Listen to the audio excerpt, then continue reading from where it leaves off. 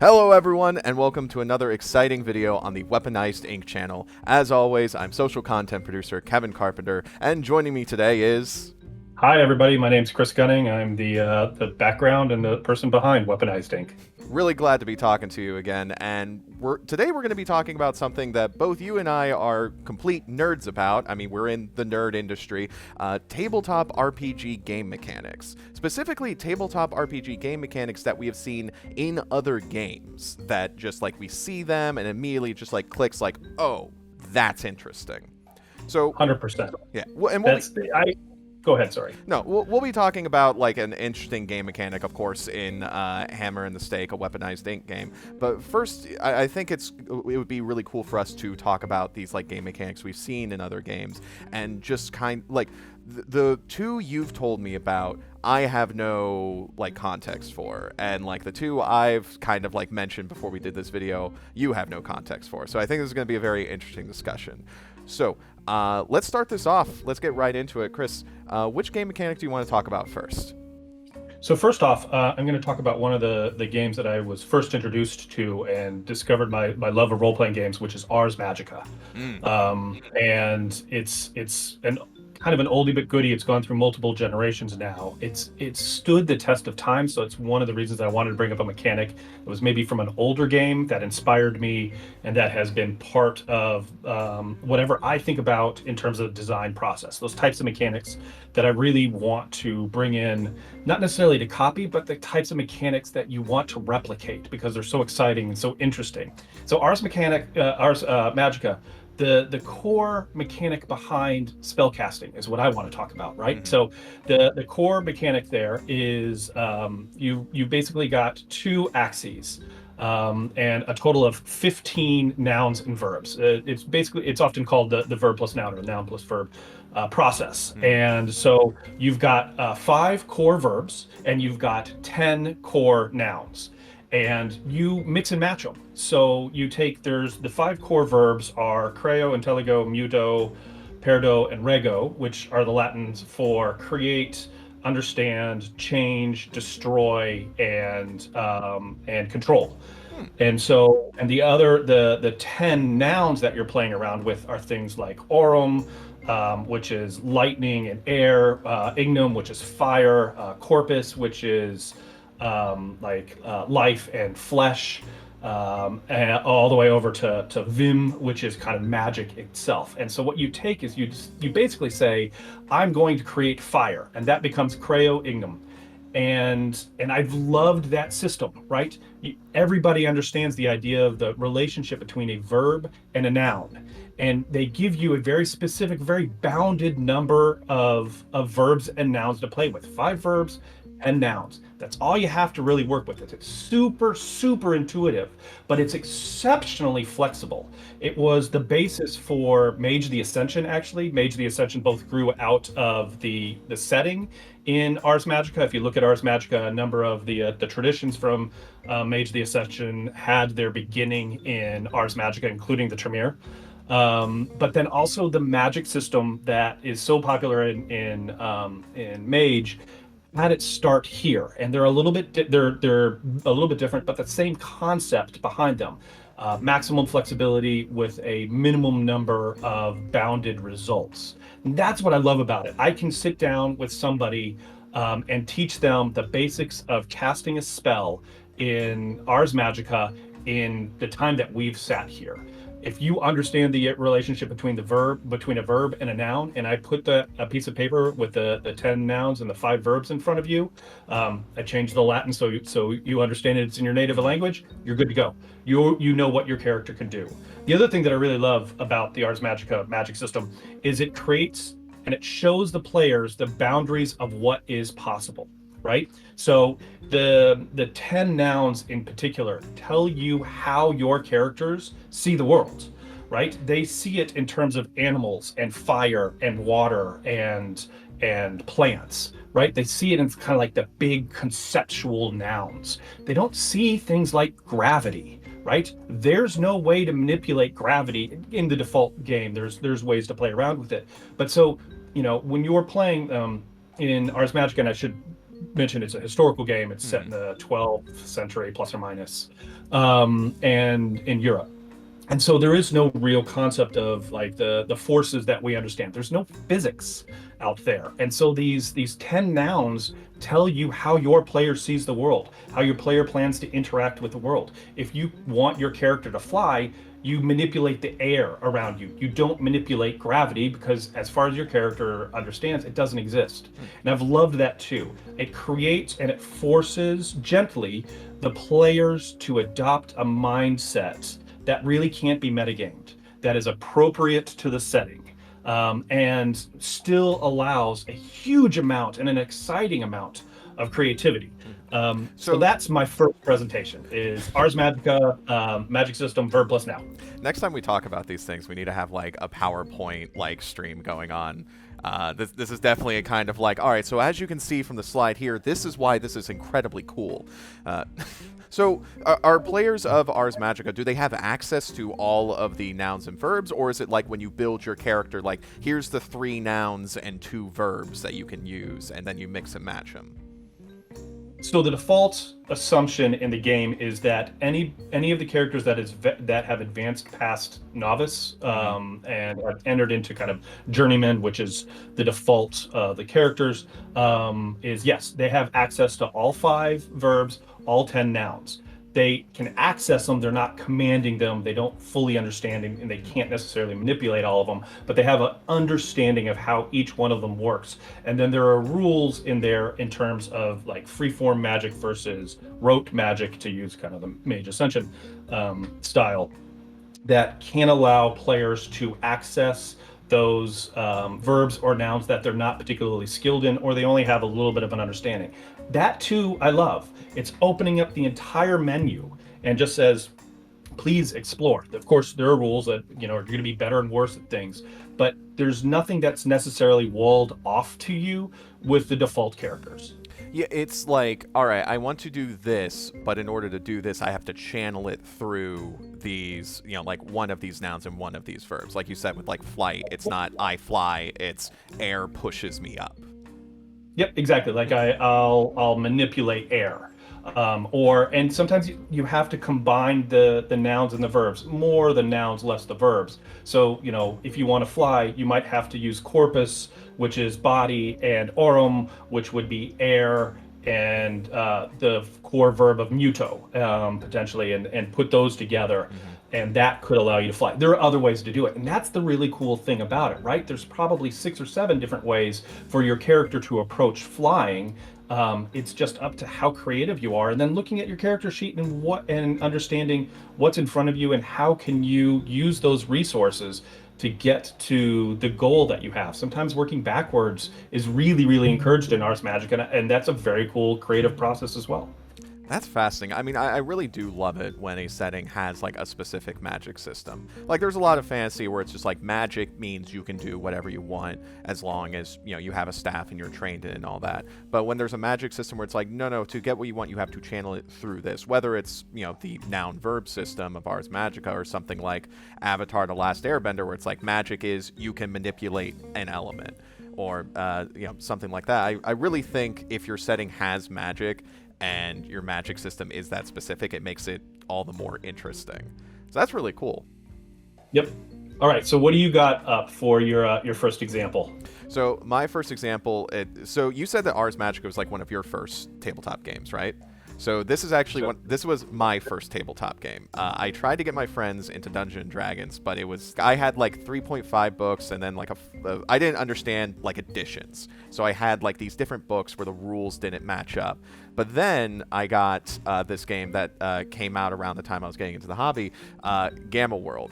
Specifically, like Gamma World 7th edition or something like that. This I think this came out like the early 2010s. That was the version that came around 4th edition, right? And was Yes. basically compatible with 4th edition? Yeah, this came out around 2010. It was compatible with 4th edition and had, you know, like you had to have battles on battle maps. But one of the interesting things with this Gamma World game was that character creation was randomized. And it wasn't like, you randomize like your stats. Like the way it worked was that so Gamma World is what I would call Looney Tunes post-apocalypse. The setting is like the Large Hadron Collider accidentally took like every alternate universe and slammed them together into one. And so it's like in 76% of the universes the Cold War went nuclear. In some of the universes, like aliens took over. In some of the universes, like animals became like beastmen, and you just have all of this like put together into a post-apocalypse. So to represent that craziness, when you create a character in Gamma World, you actually roll on a table of character origins. And so the origins are like, there are things like android, seismic, plant person, pyrokinetic, empath, telekinetic, like all of these different things. I think one was even like time traveler or something like that. And the thing is, you roll twice on that table. So your character is two separate origins that you then have to mash together, just like all of these alternate universes have been mashed together. So in my high school group, we had things like a Yeti cyborg, or, well, this was my high school group. One player rolled pyrokinetic and plant. So he was like, oh yeah, I'm a talking weed plant. I smoke myself. And it was like, yeah, of course. Like it's so dumb, but also like it's so funny too, especially because like that's perfectly supported by the game. And you can imagine the creativity that comes out of it. When you said, fire and plant, somebody went to weed, I'm thinking more along the lines of burning the plants down, right? Mm-hmm. Or the really uncomfortable relationship between fire and plants, and the type of character that would be generated out of that, like maybe a wildfire character or something. I love that. And it's indicative of a really simple but very powerful design choice, right? Mm-hmm. Not just roll once, it's the twice. It's that second time that makes everything really, really interesting, right? Just that one little spark of ingenuity whenever the person was designing that system to be like, all right, we're going to do it the second time, and we're going to come up with some crazy stuff. And the characters that are going to come out of that, you're right, will be absolutely fascinating and appropriate to the setting. That table, I would assume, would be really, really applicable to things like superhero games, mm-hmm. or other post-apocalyptic games where, yeah, you can just kind of have the weird gonzo stuff out there, right? Mm-hmm. Oh yeah, and most of the origins were, like I said, like superpowers, like telekinetic or seismic, which was like rock person, like the Thing, which gets really interesting when you roll seismic and cyborg, because then it's like, oh yeah, I'm a robot, but instead of metal, I'm stone. But another interesting thing was like they had, if you rolled the same origin twice, you weren't just that origin. So it's like if I rolled android twice, I wasn't just an android. If you roll the same origin twice, you unlock the origin engineered human, which basically was like a Captain America super soldier kind of thing. It's like you were a human who was like made in a vat and like came out during the apocalypse, and you're basically like super exceptional. And so like your character was an engineered human, and whatever origin you rolled twice in order to unlock that was just like abilities that you had. So let's say like one of the origins was like hawk person or bird person, or whatever the actual term for it was in the game. But it was like if you rolled bird person twice and became an engineered human, then your wings could be like a jetpack or something like that. So with the fourth edition rule set, the way the two character origins coming together worked was like you just got these blocked off abilities from each origin, and you unlock them in a different order as your character progressed, depending on like which origin you rolled first and which origin you rolled second. So like you said, it's that second roll on the table that's like, here's two origins, now get real creative with it. So the engineered human one, that's an interesting setup, right? Mm-hmm. Is it because they were boring or because they were special, right? If they had to be unlocked, that suggests to me from a design standpoint that there was something different about them as opposed to being like seismic or bird person or whatever. Is it because they are, engineered human means they're basically just humans and that alone kind of made them baseline? Or were there other special abilities that an engineered human had that other characters would not have access to? Both, actually. The engineered human in the world of Gamma World, like everyone's a mutant, and in fact, throughout the game, you start the day and you get a random mutation. It just suffuses everything. The engineered human being like purely human is in and of itself like that's weird. But also the engineered human origin abilities were like lean toward like charisma and leadership. Like, if you have an engineered human in their party, their abilities are usually like rallying the troops or like, inspiring people.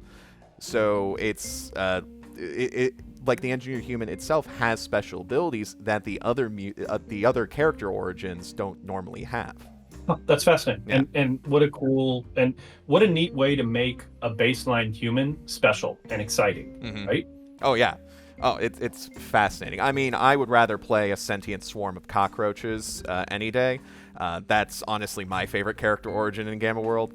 But that's the thing. You get into Gamma World and it's like, I'm going to play like a Mad Max Road Warrior, and then you roll and you're a swarm of cockroaches. It's like, all right, I could still wear the leather jacket. It's just going to be a little lumpy.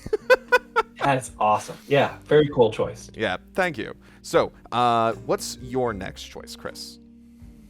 My next choice is the HQ system, the headquarters system in the role-playing game Vaessen.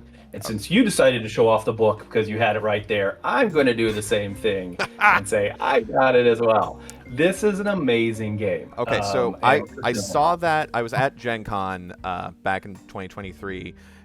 Last year. Hopefully this video comes out in 2024. Yeah, fair. So I saw that game around and it looked really interesting, especially the art style. Can you tell me a little bit about what like Vaessen is before we get into the HQ system?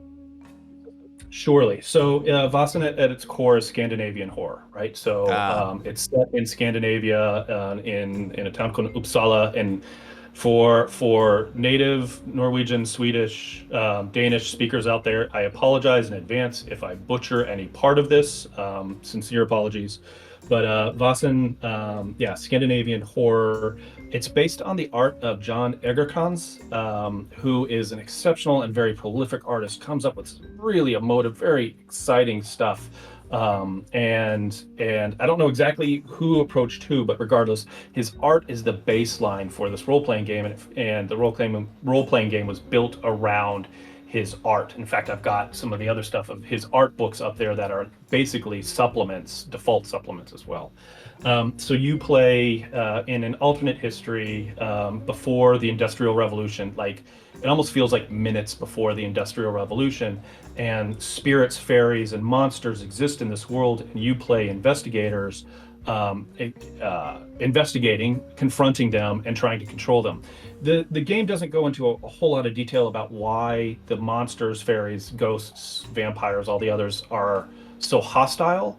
And it's based off of Scandinavian myth, and in a lot of cases, they're already hostile. They're not friendly. They're not the Disney style fairies and whatnot. They exist in a world where humanity can be antagonistic to them, but also there seems to be this underlying tension with the Industrial Revolution coming around, and where supernatural creatures are going to fit into it, and so you play characters that are trying to figure out what's going on and confront them and try to quell them, I guess, in some cases. It's fascinating too, I'll say, and this isn't my design point, but a lot of the creatures, the Vaessen, break the rules, like intrinsically break the rules, and so you will confront a Vaessen. You've got all these really solid rules based from Free League, and they've done a really good job of building a really nice baseline set of rules, and then the Vaessen come around and they break them all. You can't, like some of them are completely immune to any physical damage. Others have really, really powerful siren capabilities that will just wipe the rules that your characters play by off the board. And so you have to be very creative about how you approach these characters. That's where the horror comes into it. There's a couple other games that do this, Delta Green being another one that's a great example, where the monsters are intentionally breaking the rules, and so you have to be very cautious when you approach them. You have to do your research. You have to pay attention. You have to pay attention to what's happening in an individual scene and look for opportunities. And it can be exceptionally dangerous because the Vaessen do not play by the rules of humanity. So that's just kind of the background. You can see I get excited about it. It's a very, very cool game. But the thing I wanted to talk about is the HQ system, the headquarters system. So if you're playing a campaign in Vaessen, one of the ways that you define a campaign versus like a single or a two-shot game is a creation of headquarters. Headquarters, you get a certain number of development points at the end of each session based on confronting bad guys, living, exploring magic, things along those lines. Development points are basically like experience points, but you use them for the development of your headquarters. Every investigator crew starts with a core headquarters in Uppsala. And it's a kind of the same headquarters, like everybody is assumed to kind of start at the same, and you're rebuilding this society from that was long ago disbanded and is now being reconstituted, and you're the heart of the society coming back together. And this old decaying castle, this manse, is your headquarters. And as you play a campaign, you're going to get development points and be able to invest them in the headquarters. And I love this system. It's very simple. It's, you know, like the idea of spending points to develop a facility that your characters are going to all share isn't really all that like innovative, but the way it's instituted is what makes it special. The development of your headquarters you can do through four processes. You can either build facilities, you can discover facilities, you can recruit contacts, or you can recruit personnel. The build facilities is basically you're adding wings or rooms to the moldering castle. Discovered facilities is really cool because it's an old castle that you're kind of inheriting or taking over. You discover new hidden rooms that you purchase, and you get to select about the mystery that is developing right under your own nose. You can develop contacts, which are shared contacts, which help you get knowledge about how to confront the Vaessen and give you certain advantages then in your actual adventures. And personnel who are basically kind of henchmen. They have the sight and they're able to go along with you or protect your grounds, or they're a bit more useful than contacts but don't have the same level of information. But you as a group, you build this headquarters, you invest in the facilities, or you go and discover facilities, you build contacts and you recruit personnel. And you do that as a table, right? So if you and I are playing and we each have a certain number of development points, we're talking about how we're going to grow our headquarters. What room do we want and why? And that, there are so many facets to that conversation. Not only is it great post-adventure talk, right? Even after the adventure is done, even after the investigation is taken care of, the players are still talking about what they want to do, and that sort of engagement is gold when I'm a GM, right? Sometimes I need that time to be able to gather my thoughts and do stuff, and while the players are talking about that's great. But it keeps the players engaged, and it keeps the players engaged between sessions. Often you can move the development process to these HQs to like between sessions. It has them having their conversations. It continues to deepen the mystery, especially with the discovered facilities. The players take control of the mystery and they're telling the GM a lot of stuff. If they build a certain facility, if they recruit a certain contact, or if they discover a certain facility, they're telling the GM, they're showing the GM what they want to do, what part of the game are they interested in. That too is super awesome and gold for a GM, right? When the players are giving me guidelines of what makes them excited, and are invested in the rules and building the setting through these upgrades to the headquarters, huge. And I really like that it brings all the characters together. Vaessen at its core is a horror game. Horror games, if run really well, can be really tough. They can be emotionally draining. They can be isolating in some cases. They can bring out a lot of inter-party conflict. And the HQ plays a role in keeping the party together. If you're all investing and you're all thinking about the HQ, it's this element, the glue that keeps everybody thinking and aligned. If you're talking about which contacts you want to jointly spend your development points on to be able to prepare for the next adventure, the next investigation, that means everybody's there's working together. So even those times where the characters may be very distant or even hostile to each other, the metagame makes sure that the characters are connected, but also that the players are still working together. There's so many aspects to this one very simple system. And it deepens the role of horror. It deepens the player experience. It deepens the sense of cooperation. There's so many things that go on with this, and it helps the GM out by giving them a little bit of a breather or encouraging contact over between sessions. Huge fan of this system. Whoever came up with it, super big kudos. It's a workhorse, and it does so many good things. I definitely need to check this out because that sounds like a really cool mechanic. And like really the two big things that pop into my head when you talk about that. First off, the concept of like, yeah, you can build facilities, but you can also discover facilities. Like right there, that's some interesting storytelling potential. But also I'm thinking like, man, if I bought a house and then I found out I had a secret basement, I'm leaving that house. Like I've oh no way! Yeah, I'm going and exploring it. That's like gold, right? You need to watch the movie Barbarian. It's a horror movie. I think it came out recently. But the basic plot is someone rents an Airbnb and then they find that it has a secret basement, and then it goes bad. It goes real bad from there. But yeah, definitely check out that movie. But the HQ system, like I was saying, you can build facilities, but you can also discover facilities. There's a lot of like interesting storytelling potential there, a lot of character that you can give to an HQ. But also just the thing of like, as you go on your adventures, you unlock more and more of the HQ. It's like that is a built-in progress mechanic. You know, start of the adventure, it's like, all right, we've got a room and 2.5 beds. And then, like, as you go through, like you said, horror games are hard. There's, you know, like, any of your characters could die at any moment. So coming back to the HQ and seeing, like, oh, wow, we have, like, 8 rooms and a butler now. This is great. I think, yeah.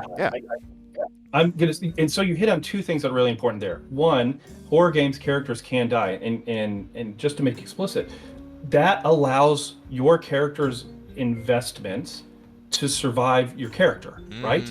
You're putting your experience points, development points are used externally to your character. So you can lose the character and you haven't lost your save, to use a video game term. It would kind of suck if like Mike died and then like the bedroom he put his development points into disappeared with him. Yeah, fair. So that would be an interesting story in and of its own right. But yes, absolutely, right? And so there's still this investment. So there's still the sense of loss when you lose a character, but not everything is lost, right? Not all those experience points, or development points, not all the time that you invested in the character is completely, quote unquote, wasted.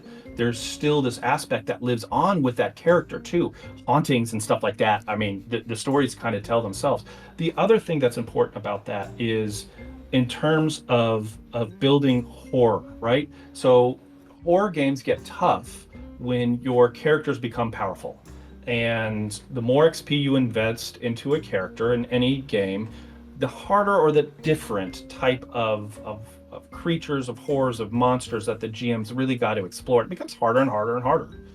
By externalizing development, experience points into these development points that are put into the HQ, it allows for players to still have a sense of growth and still be invested in something that is connected to their characters, but doesn't actually grow the character, right? So the character is basically still staying at basically the same power level.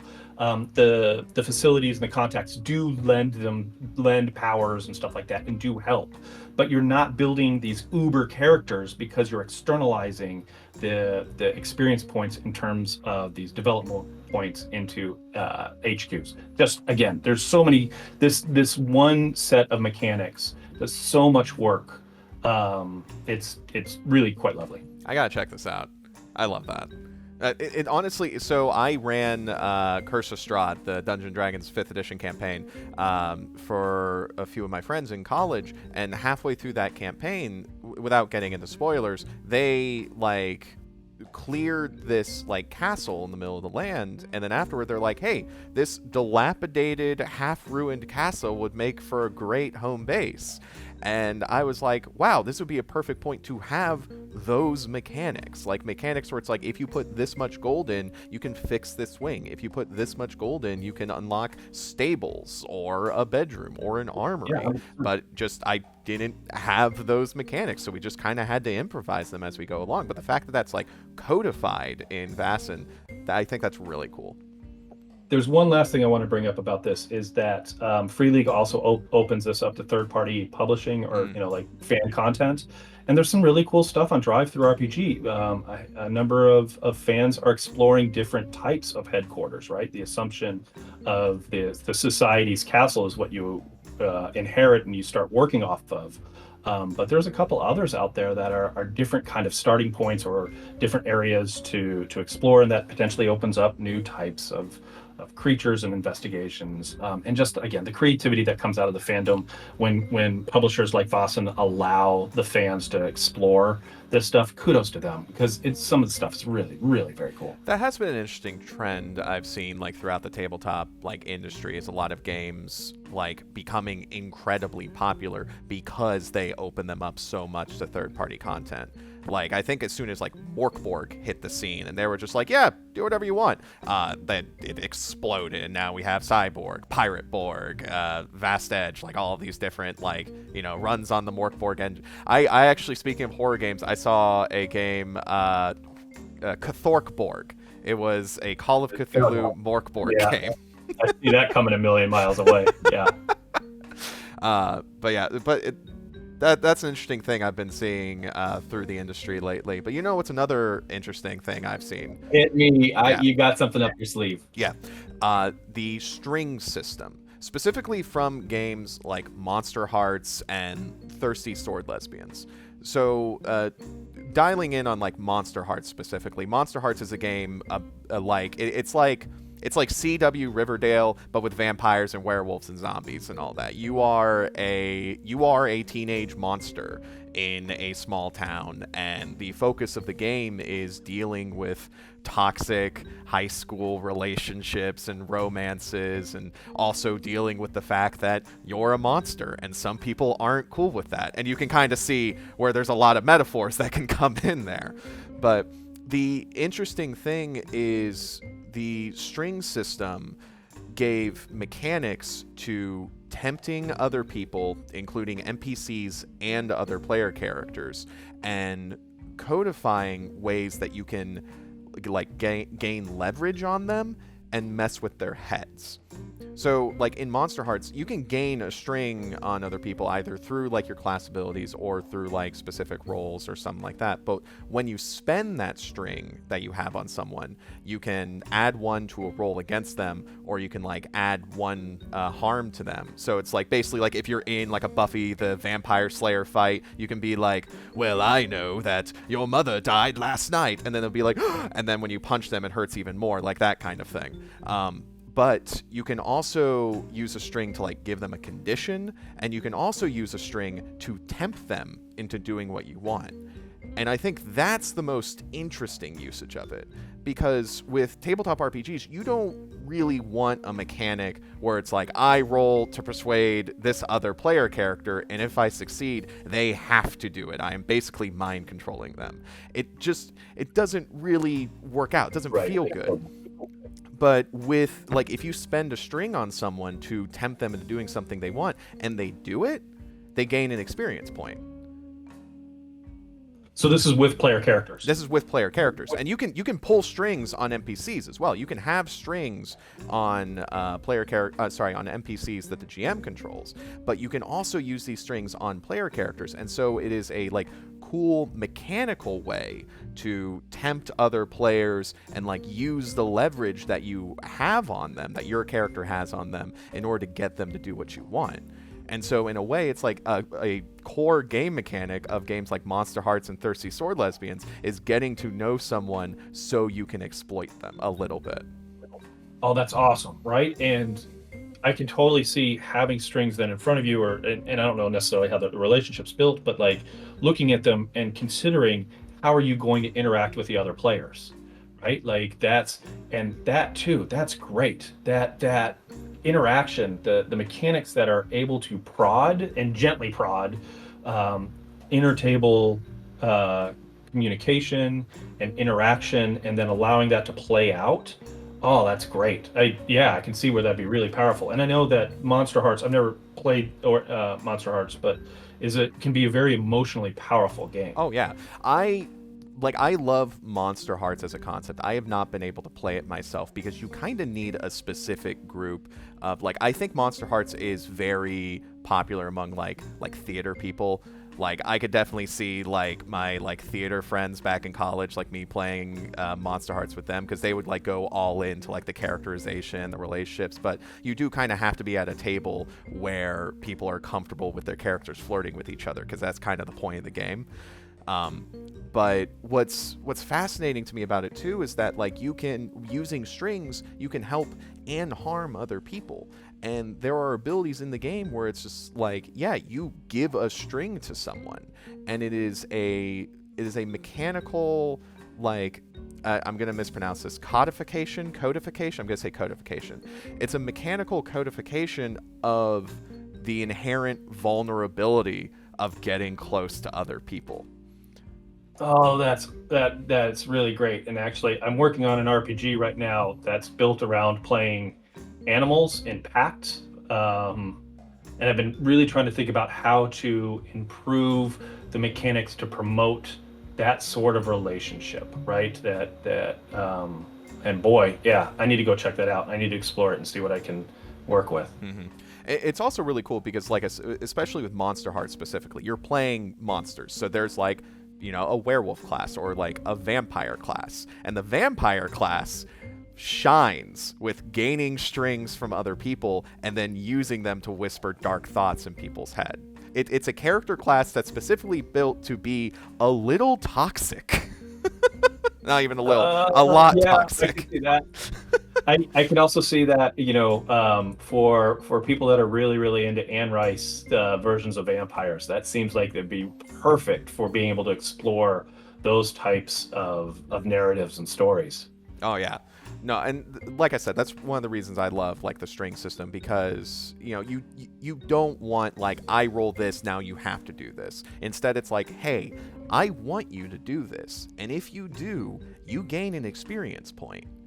Or it's hey, you're kind of going against what I want you to do, so I'm going to use this string I have on you to give you a -1 on your roll. Yeah, It's really interesting. it's the equivalent of like it's the mechanical equivalent of yes but, Yeah, right? exactly. Awesome, good pick. Yeah, I wasn't familiar with that, and I'm definitely gonna check it out. Yeah, I really like the name of it too, the string system, because it is evocative of like I am pulling your strings, like I am like puppeteering you, or I'm like pulling on this leverage that you gave me. I really like when a game mechanic has a really nice name. Almost something like if you're doing a vampire RPG, having something called I don't know the stakes system.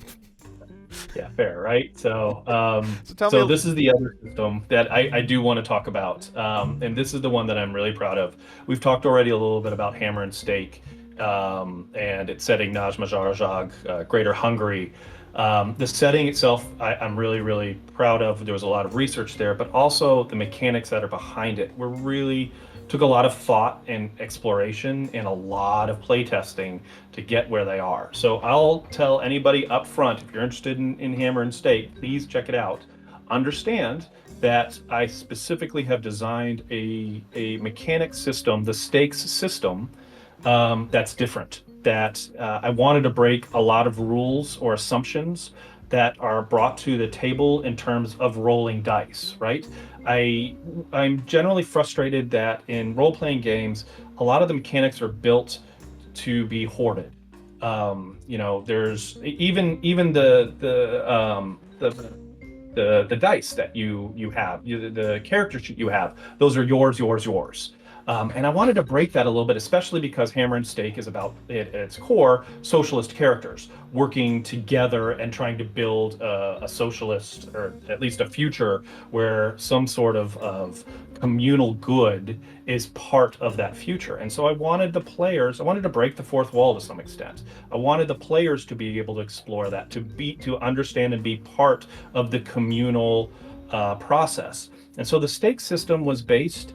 I kind of threw away a lot of the dice rolling mechanics that I was comfortable with. The stuff like Dungeons and Dragons, Vampire the Masquerade, and the others, where you have your own dice and you hoard them off to yourself and you roll your dice, or even the GM rolls them behind a screen to keep things secret. I wanted to get rid of that, and so I went to street games, and the one that I really ended up with was craps, and to a lesser extent roulette, which is obviously not a street game, but and I in would both love of to play a those. street game of roulette. Yeah, right. Like, what would that look like? But in both of those games, the reason I started with them is they're fundamentally, in many ways, there's the social aspect of both of those games. If you've ever played roulette, all the players stand around the table, and you're positioning your chips at different places on the table, but everybody is playing the table together. In craps, there's one person that's rolling the dice, and everybody's invested in different ways on the outcome of those dice. I really gravitated towards craps, and that's the core of the stake system. It's not really built off Dungeons and Dragons or others. There are certainly elements of that to it, but what I wanted was a system where, if you're playing either online or physically, one person picks up the dice and throws them, and everybody's paying attention to that outcome. And that outcome means something different to everybody at the table, potentially, right? Mm-hmm. So if you roll 2d6, and that's what you'd roll simple 2d6, common, everybody knows that stuff. If it rolls an 8, an 8 may mean one thing, a good result for me, and a bad result for you, Kevin. But we're all paying attention to it. And I was stealing a little bit from Euro games as well, right? Settlers Catan, the one that we all know. One of the things that Settlers Catan innovated was the idea of throwing one pair of dice and everybody on the table having different interpretations of what that dice does, right? Like, because of the way that the numbers are laid out in Settlers of Catan, a 5 can be beneficial and negative to me. It could be a good result for you, and it could be a bad result for the person sitting to my right. And I love that because everybody's engaged in paying attention, and that's what I wanted out of the hammer and the stake. I don't want people rolling dice behind screens any longer, because that's not a fundamentally communal process. And regardless of the socialism aspect to hammer and stake, sitting down at a table should be a communal process. Mm-hmm. It should be something where we're all excited and engaged, and we don't, in some cases you don't even have time to get up and go get another Mountain Dew because you're too excited about what's going to happen from the next roll of the dice. And so that's the core of the stake system. You roll the dice, and depending on your skills and attributes, different numbers mean different things to you. The exception to that is 7. The most common number rolled on 2d6 is pretty much bad for everybody, except the bad guys. And so you're trying to figure and gamble on which dice rolls are going to be most advantageous. Attributes make it easier for you to for there to be different results, different types of results benefit you, and your skills allow you to enjoy the results of different numbers. The higher the skill, the more results play to your advantage. High skill numbers mean you can get success on numbers like 6 and 8. The closest number to 7, numbers that hit quite often, that come up quite often. If you have a low skill, you have to rely on numbers like 3, 11, or 12, which don't come up near as often. And so the curve there also, when I was developing it, was great, right? Craps and games like craps and roulette and street games have a ton of investment and research into how they play out. So there was all this research by statisticians that I could kind of plan to make sure that the bell curve worked appropriately for the hammer and the stake. So I'm really proud of that. I will say, though, it's tough. It is a completely different way to look at dice rolling than what most role-playing game players are used to. So if you pick up the hammer and the stake, there is going to be a learning curve. It's actually an exceptionally easy system, but it's a different type of system, and it will take a little bit of time, as playtesting has shown. But I'm really proud of it, and I do think it plays so well towards the setting, and it builds it allows the players to experience a little bit of like what the characters are experiencing, and kind of bring everything together into a single roll of a die, or in this case, dice. Well, I love it when a game's mechanics tie into like the flavor of the story.